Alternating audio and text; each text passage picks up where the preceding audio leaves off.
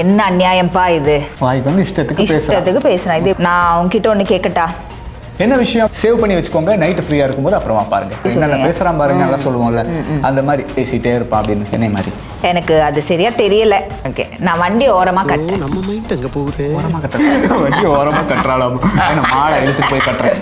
நான் வண்டி ஓரமா கட்டக்கூடாது, வண்டி ஓரம் கட்டுறேன். Come on. Okay. Hi all, welcome back to another video from Englishpartner. So இந்த வீடியோவில் நம்ம என்ன பார்க்க போகிறோம் அப்படின்னா, ஒரு 10 தமிழ் சென்டென்ஸ் அதை நம்ம தினசரி வாழ்க்கையில் இங்கிலீஷில் எப்படி யூஸ் பண்ணலாம் அப்படிங்கிறத பார்க்க போகிறோம். இன்கேஸ் இந்த வீடியோ பார்க்குறதுக்கு இப்போ நீங்கள் பிஸியாக இருக்கீங்க, பார்க்க முடியல அப்படின்னா சேவ் பண்ணி வச்சுக்கோங்க. நைட்டு ஃப்ரீயாக இருக்கும்போது அப்புறமா பாருங்கள். Okay, can we get into the video?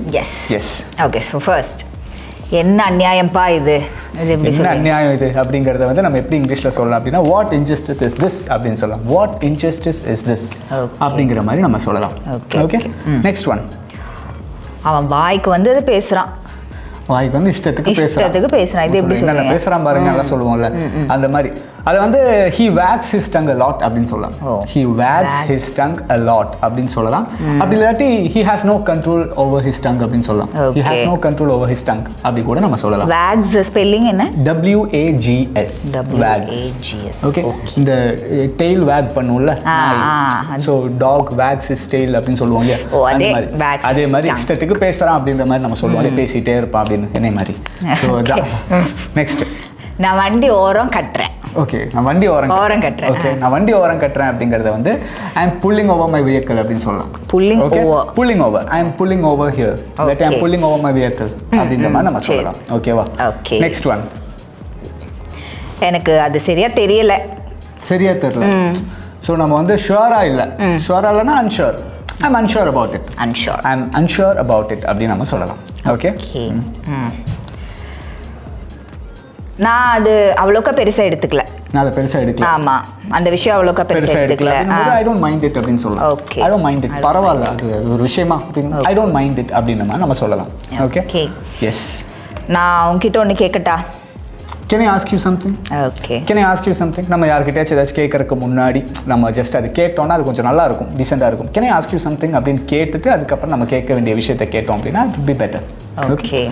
Next one. என்ன விஷயம் அப்படிங்கிறது what's the matter அப்படின்னு கேட்கலாம். இது மோஸ்ட்லி நம்ம எல்லாத்துக்குமே தெரிஞ்சிருக்கும். what's the matter, என்ன விஷயம் அப்படின்னு நம்ம கேட்கலாம். what's the matter அப்படின்னு கேட்கலாம். Okay, next one.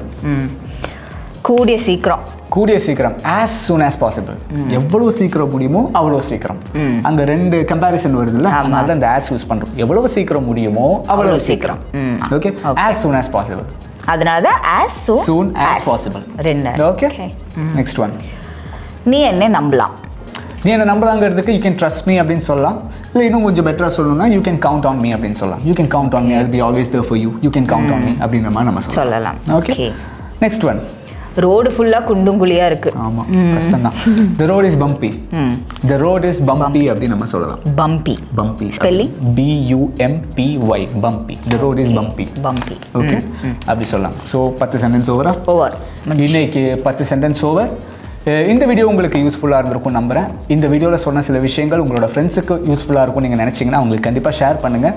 ஜஸ்ட் ஒரு ஷேர் தானே, அதில் அவங்களும் பார்த்து கற்றுக்கலாம் இல்லையா? இதே மாதிரி ஒரு பர்சனல் ட்ரெயினரோட அசிஸ்டன்ஸோட சிம்பிளாக ஈஸியாக இங்கிலீஷ் கற்றுக்கணும்னு நீங்கள் நினச்சிங்கன்னா டிஸ்கிரிப்ஷனில் இருக்கிற லிங்க்கை கிளிக் பண்ணுங்கள். உடனே வாட்ஸ்அப் ஸ்போக்கன் இங்கிலீஷ் கோர்ஸில் ஜாயின் பண்ணுங்கள்.